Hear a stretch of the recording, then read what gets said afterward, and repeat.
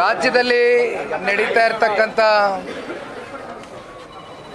ಅಧ್ಯಕ್ಷರು ಹಾಗೂ ಉಪಾಧ್ಯಕ್ಷರು ಚುನಾವಣೆಗಳು ಅನೇಕ ಕ್ಷೇತ್ರಗಳಲ್ಲಿ ಈಗಾಗಲೇ ನಡೀತಾ ಇದೆ. ವಿಶೇಷವಾಗಿ ಇವತ್ತು ಮಂಡ್ಯದ ನಗರದಲ್ಲಿ ನಡೀತಾ ಇರತಕ್ಕಂಥ ನಗರಸಭೆ ಚುನಾವಣೆಯಲ್ಲಿ 35 ಜನ ನಗರಸಭೆಯ ಸದಸ್ಯರನ್ನ ಹೊಂದಿರತಕ್ಕಂಥ ಈ ಒಂದು ಚುನಾವಣೆ ಸಂಸದರು ಸೇರಿದಂತೆ ಇಲ್ಲಿರ್ತಕ್ಕಂಥ ಸ್ಥಳೀಯ ಶಾಸಕರು ಸೇರಿದಂತೆ 37 ಒಟ್ಟಾರೆಯಾಗಿ 37 ಸ್ಥಾನದಲ್ಲಿ ಈಗ ತಾನೇ ನಮಗೆ ಮಾಹಿತಿಯನ್ನು ಸಿಕ್ಕಿರ್ತಕ್ಕಂಥದ್ದು ಪಡೆದುಕೊಂಡಿದ್ದೇವೆ.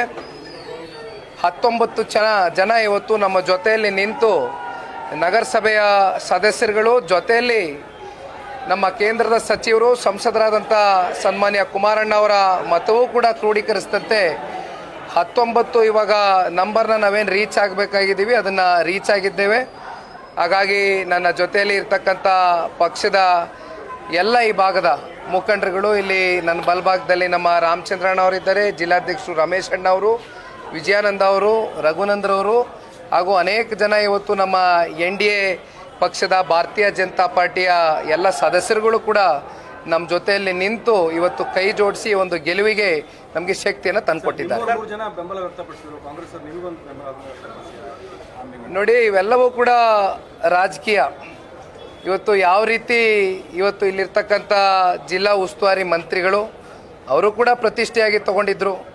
ನಾವು ಕೂಡ ಇದನ್ನು ಸವಾಲನ್ನು ಸ್ವೀಕಾರವನ್ನು ಮಾಡಿ ಸವಾಲಿಗೆ ಇವತ್ತು ಒಂದು ತಕ್ಕ ಉತ್ತರವನ್ನು ಕೊಟ್ಟಿದ್ದೇವೆ.